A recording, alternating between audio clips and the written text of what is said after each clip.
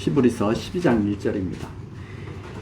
이러므로 우리에게 구름같이 둘러싼 허다한 증인들이 있으니 모든 무거운 것과 얽매이기 쉬운 죄를 벗어버리고 인내로써 우리 앞에 당한 경주를 경주하며 믿음의 주요 또 온전케 하시는 이인 예수를 바라보자.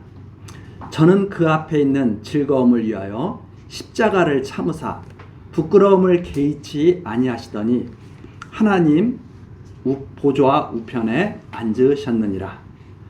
2절 말씀까지 우선 읽어드렸습니다. 우리가 지금 계속 복음을 따르는 신앙, 복음 신앙에 대해서 지금 계속 증거해 주는 내용을 살펴보고 있습니다. 많은 분들이 신앙을 율법을 따라서 하는 그러한 경우가 많이 있습니다. 율법을 따라서 신앙을 한다는 것은 한마디로 말해서 행위에 의지하는 신앙, 행위에 의지하는 신앙을 하는 경우가 많이 있지만 지금 이 히브리서를 통해서 하나님께서는 복음이라고 하는 것은 행위에 의지해서 하는 것이 아니라, 즉 율법을 따라서 하는 것이 신앙이 아니라 하나님의 말씀, 복된 말씀이죠. 복음. 이 복된 말씀을 따라서 하는 이 신앙인데, 그 신앙이 하나님께서 기뻐하시는 신앙인데, 첫 번째로 우리가 지금 10장 19절서부터 살펴봤던 내용이 복음 신앙, 하나님의 복된 말씀을 따르는 그 신앙, 이걸 우리가 간략하게 복음 신앙이라고 한다면, 첫 번째, 예수 그리스도를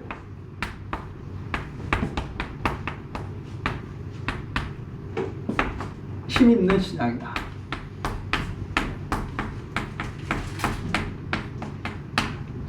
예수 그리스도를 힘입는 신앙이다. 그러니까 율법의 행위를 따르는 그 율법을 힘입는 신앙이 아니라 예수 그리스도를 힘입는 신앙이다. 두 번째는 이 신앙은 온전케 하시는 신앙이다. 예수 그리스도를 따를 때 온전케 되는 신앙이다. 예수 그리스도를 힘입을 때 온전케 되는 것이다. 그러니까 율법을 힘입어서 온전케 되는 것이 아니라 예수 그리스도를 힘입을 때 온전케 되는 것이다 하는 내용이고, 그 다음 세 번째, 오늘 지금 12장서부터 살펴볼 내용이 이것이야말로 은혜에 이르는 신앙이다.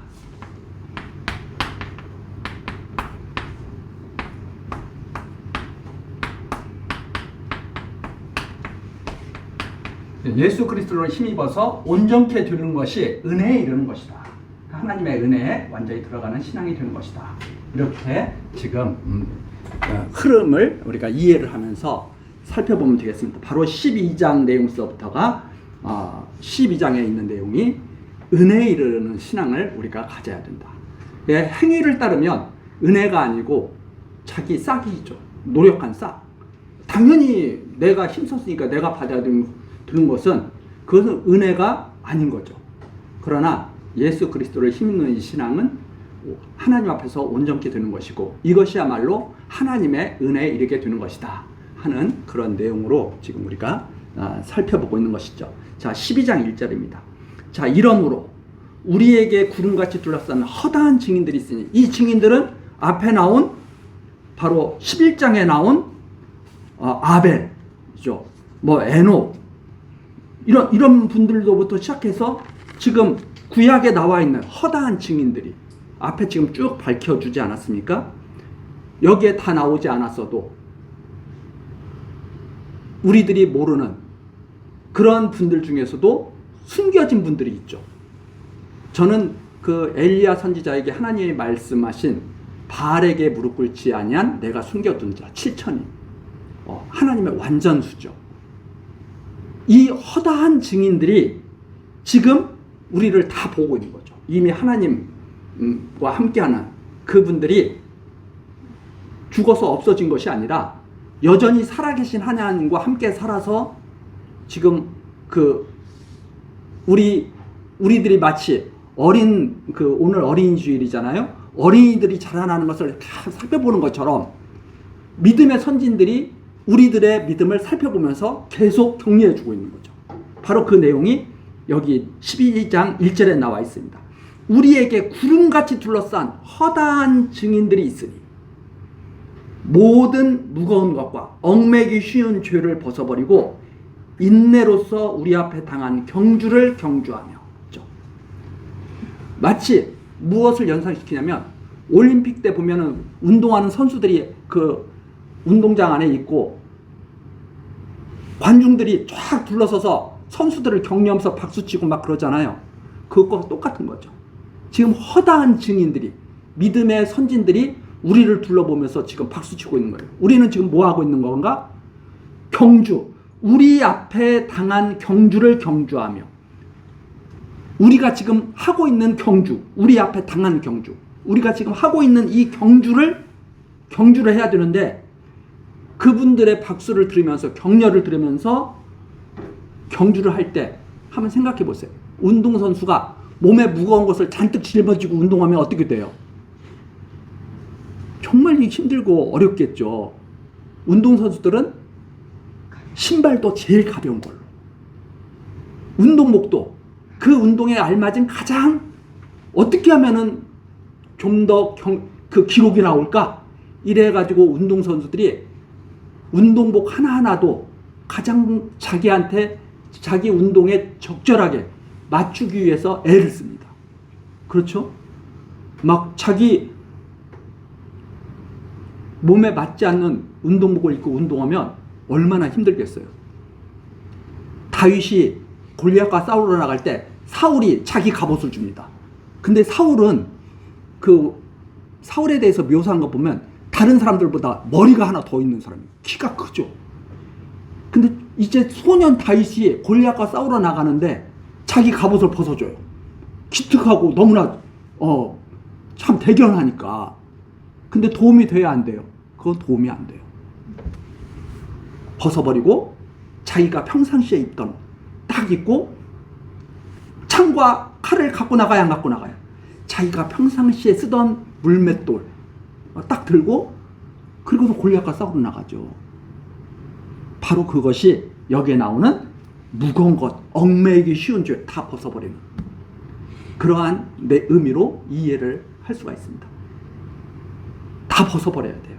점점 우리가 젊을 때는 많이 갖고 있는 것이 좋은 줄 알아요. 근데 나이가 들어가면 들어갈수록 우리가 어떤 생각을 하게 되냐면, 나한테 맞는 것 그거 딱 있으면 그게 제일 좋은 거예요. 부질없는 것은 자꾸 버려내야 돼요. 그게 바로 무거운 것과 얽매이기 쉬운 죄를 벗어.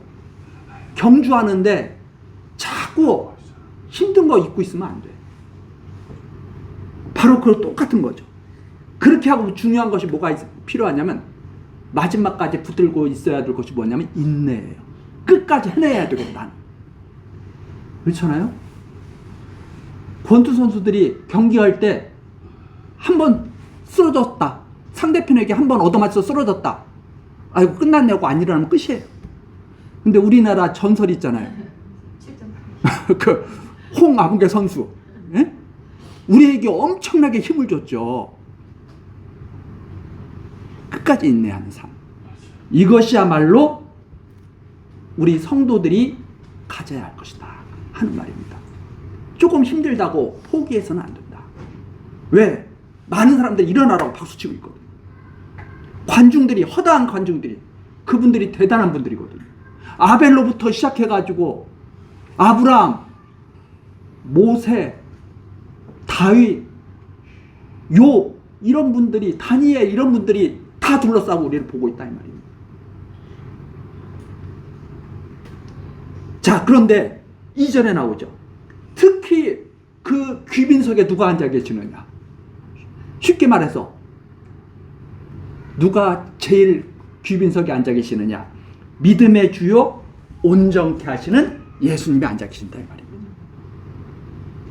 믿음의 주요 또 온전케 하시는 이 예수를 바라보자. 딱 보니까 귀빈석에 앉은 분이 딱 일어나가지고 막 힘내라고 박수치고 있어요. 바라보자. 저는 그 앞에 있는 즐거움을 위하여. 그런데 이 예수 그리스도는 이 운동 경기를 제일 먼저 치르시는 거예요. 제일 앞서서, 예를 들어서 우리나라 마라톤 하면은 누가 생각납니까? 송기정 선수. 우리나라를 빼앗겼을 때, 빼앗긴 우리나라를 자존심 있게 만들어준 분. 그래서 유명하잖아요. 송기정 선수가 태극기를 딱 달고 사진에 찍힌. 그게 언제 시대인데 그걸 달 수 없는 시대거든요.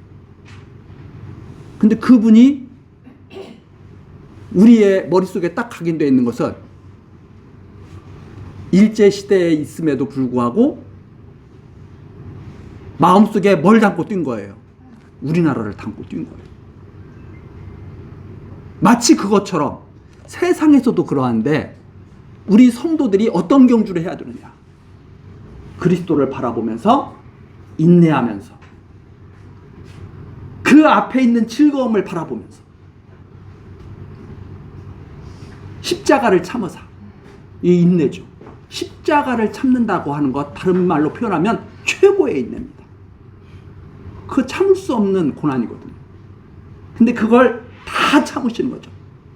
십자가를 지는 것, 강도와 함께 십자가에 달리는 것, 좌우편에 십자가에 달리는 사람들 있잖아요. 예수님 좌우편에. 거기에 같이 참여하는 식이 돼버린 거죠. 이 부끄러움을 개의치 아니하시더니 하나님 보좌 우편에 앉으셨느니라. 그래가지고 지금 우리를 바라보고 계신 거죠. 이렇게 인내하면 승리가 있다고. 이렇게 인내하면 하나님 앞에 이르게 된다고.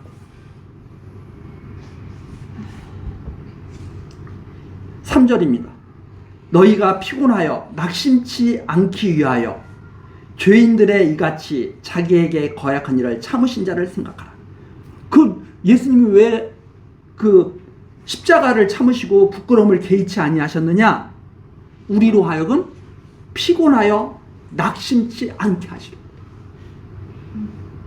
성도들로 낙심해서 주저앉지 않게 하시려.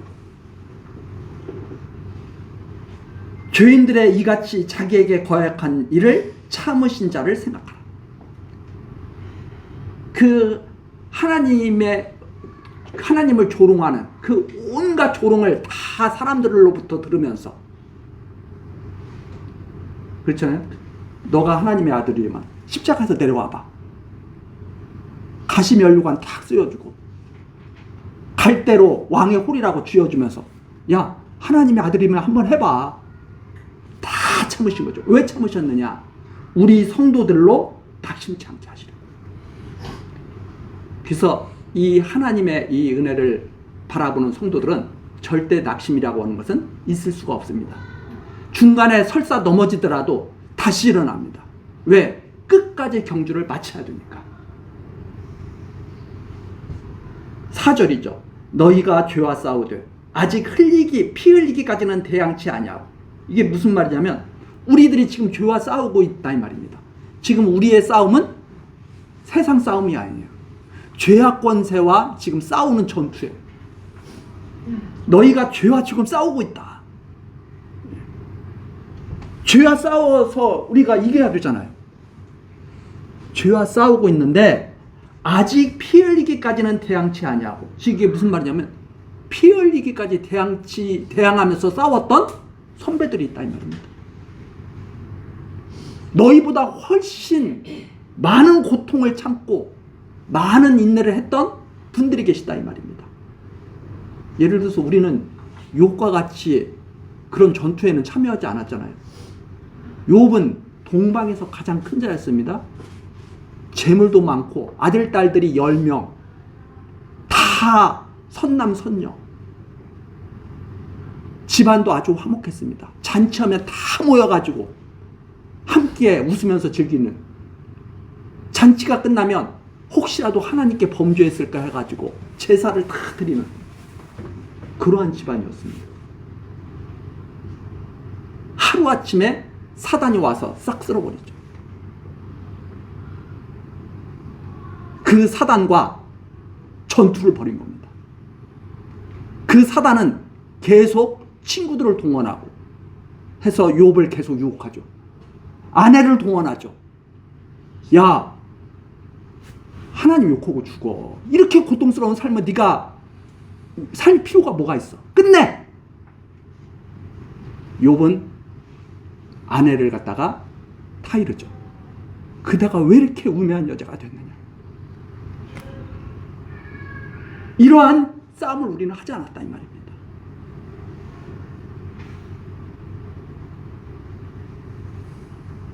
왜? 경기도 체급이 있거든요. 우리 경기할 때 다 체급 나눠서 경기하잖아요. 우리가 헤비급 선수하고 권투한다고 생각해 보십시오. 어떻게 되겠습니까? 경기를 주관하시는 분이 그렇게 하지 않습니다. 다 체급을 나누죠. 그 중에서도 또 프로와 아마추어를 또 나눕니다. 그렇죠? 우리 사람들도 그렇죠. 그런데 우리가 그랬잖아요.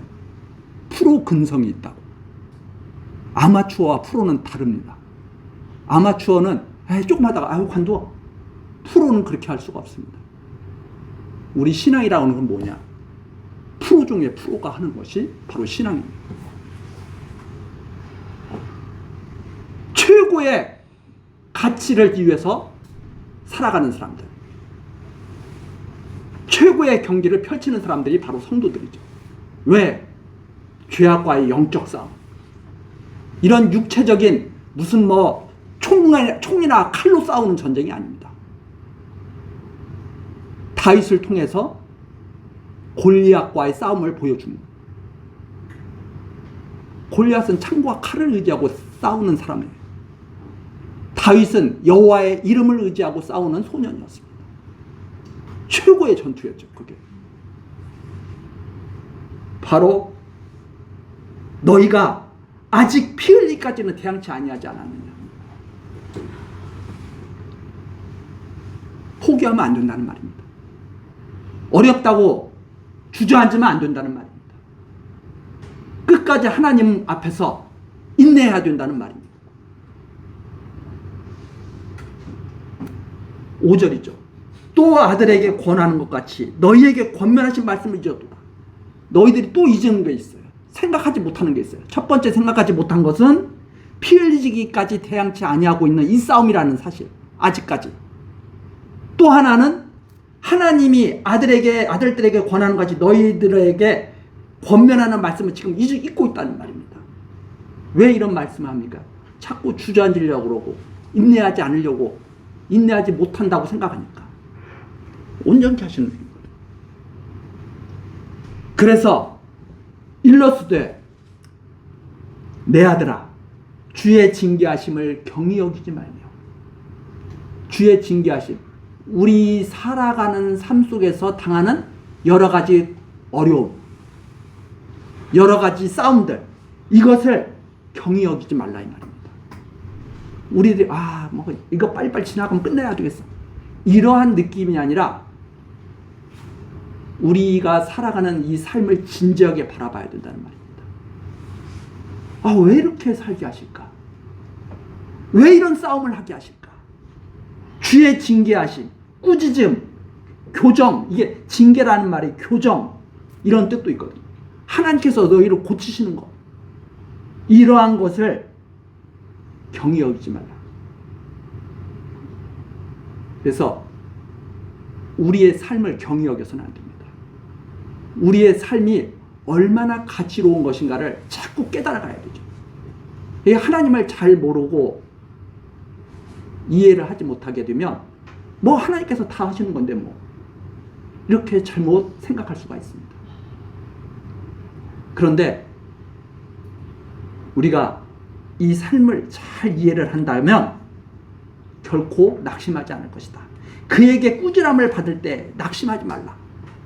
즉 하나님께서 우리를 잘못했다고 자꾸 치실 때가 있거든요. 낙심해서는 안 된다. 6절입니다. 주께서 그 사랑하시는 자를 징계하시고 그의 받으시는 아들마다 책찍질 하심이라 하였으니 너희가 참음은 징계를 받기 위함이라. 즉 이것은 너희가 지금 징계를 받고 있는 것은 너희가 이해하고 참아야 된다는 뜻입니다. 너희가 참음은 징계를 받기 위함이라. 즉 징계를 위해서 너희가 참고 있는 것이다.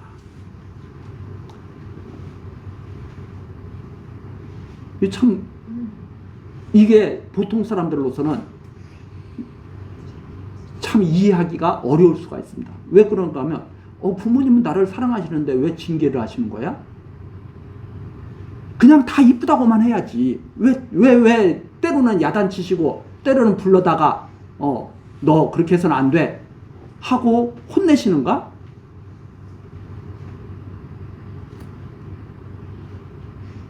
인내하게 하시려. 삶의 모든 어려움을 다 이겨내게 하시려. 그렇게 하시는 것이다. 하나님이 아들과 같이 너희를 대우하시나니. 하나님이 누구와? 예수 그리스도처럼 우리를 받아주신다 이 말입니다. 왜? 교회는 그리스도의 몸이니까. 우리를 너는 내 아들, 내 독생자인 아들의 지체야. 똑같아.